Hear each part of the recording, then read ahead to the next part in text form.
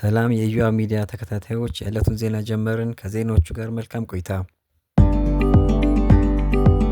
የአዲስ አበባ ከተማ አስተዳደር መደበኛ ያልሆነን የጎዳና ላይ ንግድ ስርዓት ለማስያዝ ይረዳል ያለውን ደንብ አውጥቷል። የደንቡ መውጣት ተከትሎ ንግዱ የሚካሄድበት ሰዓት በ5 ፈረቃ ተከፋፍሎ ይፋ ሆኗል።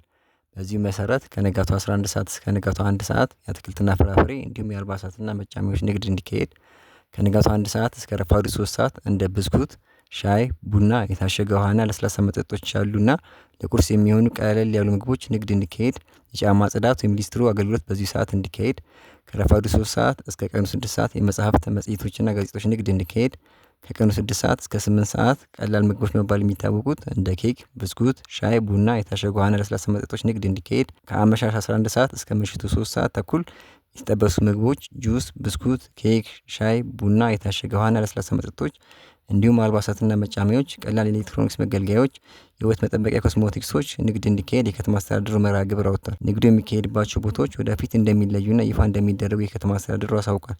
መደበኛ ያልሆነ የጎዳና ላይ ንግድ ኮንትሮባንድን ያበረታታል፣ ለትራፊክ መጨናነቅና አደጋ መንስኤ ይሆናል፣ እንዲሁም በህጋዊ ንግዱ ላይ ተጽዕኖ ያሳድራል በሚል በከተማው አስተዳደር ቁጥጥር እንዲደረግበት ሲሞከር እንደነበር ይታወሳል። የዩኒቨርሲቲ ተማሪዎች ከመመረቃቸው በፊት ለ1 ዓመት እንዲያስተምሩ የሚያደርግ አሰራር ተግባራዊ ለማድረግ ታስቧል። ትምህርት ሚኒስቴር የዩኒቨርሲቲ ተማሪዎች ከመመረቃቸው በፊት ማህበረሰቡን ለ1 ዓመት በቅድሚያ እንዲያስተምሩ ወይም እንዲያገለግሉ የሚያደርግ አሰራር ተግባራዊ ለማድረግ እቅድ መያዙን አስታወቀ። ዛሬ መጋቢት 24 ቀን 2017 ዓ.ም በህዝብ ተወካዮች ምክር ቤት የሰው ሀብት ልማት ስራ ስምሪትና ቴክኖሎጂ ጉዳዮች ቋሚ ኮሚቴ የ12ኛ ክፍል ሀገር አቀፍ መልቀቂያ ፈተና የተማሪዎች ውጤት ዝቅተኛ የሆነበትን መንስኤ በተመለከተ ጥናት አቅርበዋል። ውይይትም ሲደረግበት ነበር።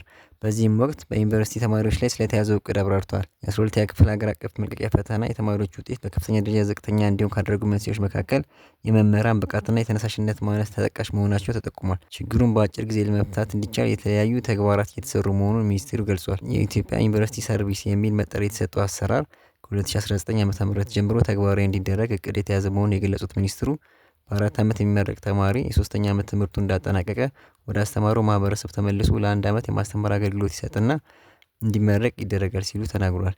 ይህም ሲሆን የተማሪዎቹ መሰረታዊ ወጪ የሚሸፈን እንደሚሆንም አክሏል። ይህ አሰራር ለተማሪዎች ለራሳቸው የተግባር ትምህርት እንደሚሆንና የበለጠ እንዲበስሉ እንደሚያደርጋቸውም ተናግሯል።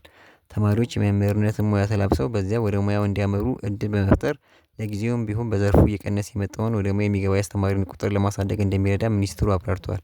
በቅርቡ በመምህራን ላይ በተደረገ ግምገማ 100,000 የሚደርስ የመምህራን እጥረት መኖሩ የታወቁን የተናገሩት ፕሮፌሰር ብርሃኑ አሰራሩ በከፍተኛ ደረጃ ያለውን የመምህራን እጥረት እንዲቀንስ የበኩሉን እንደሚወጣ አስረድተዋል። ወደ መምህርነት ሙያ የሚገቡ ሰዎችን ክፍተት ለማስተካከል ከተያዙ ዘርፈ ብዙ የማትጊያ ስርዓቶች አንዱ መምህራን በሀገሪቱ የፋይናንስ ስርዓት ውስጥ የራሳቸው ድርሻ እንዲኖራቸውና የኑሮ ውድነቱን እንዲቋቋሙ ለማድረግ የመምህራን ባንክ መቋቋም አንዱ እቅድ መሆኑን አንስተዋል። ባንኩ በ1 ዓመት ውስጥ ወደ ስራ ይገባል ብለን እንጠብቃለን ያሉት ሚኒስትሩ በ2019 ዓ.ም ደግሞ በእርግጠኝነት ወደ የኢትዮጵያ ዩኒቨርሲቲ ሰርቪስ አሰራር እንደሚገባ ጠቁመዋል። በአማራ ክልል ጃዊ ወረዳ በተከሰተ አተት መሰል ወረርሽኝ የ2 ሰዎች ህይወት አለፈ። ወረዳው በ2 ቀናት ውስጥ ብቻ በበሽታው የተያዙ ሰዎች ቁጥር 40 ገደማ መድረሱን የወረዳው የጤና ጽሕፈት ቤት አስታውቋል። አተት መሰል ወረርሽኙ መጀመሪያ የታየው በወረዳው በሚገኘው ብሔራዊ ቀበሌ ፍልውሃ በሚባል ጸበል ቦታ እንደሆነ የጃዊ ወረዳ ጤና ጽሕፈት ቤት ኃላፊ አቶ መንበር ግርማ ላይ ተናግረዋል። በወረርሽኙ የተጠቁ ሰዎች ወደዚህ ጸበል ቦታ ከመምጣታቸው አስቀድሞ በባህር ዳር ከተማ አቅራቢያ በሚገኘው አንዳሳ በሚባል ጸበል ቦታ እንደነበሩ ማረጋገጡንም አስረድተዋል። በአተት መሰል ወረርሽኝ መያዛቸው በምርመራ ለመጀመሪያ ጊዜ የተረጋገጠ 2 ሰዎች እንደነበሩ የገለጹት የወረዳው ጤና ጽሕፈት ቤት ኃላፊ 2 ቀን በኋላ በበሽታው የተያዙ ሰዎች ቁጥር 38 መድረሱን የጤና ጽሕፈት ቤት ኃላፊው ገልጿል። 2 ቀን ውስጥ ይህንን ያህል ኬዝ ገጥሞን አያውቅም። ከዚህ በፊት እንደዚህ አልገጠመንም። በ24 ሰዓት ውስጥ ወደ 20 ሰዎችን ማግኘት ማለት በጣም ከባድ ነው ሲሉ አቶ መንበር የሁኔታውን አሳሳቢነት አመልክተዋል። ወቅታዊና ታማኝ መረጃ እንዲደርሳችሁ ቻናሉን ላይክና ሰብስክራይብ በማድረግ ቤተሰብ ሁኑን።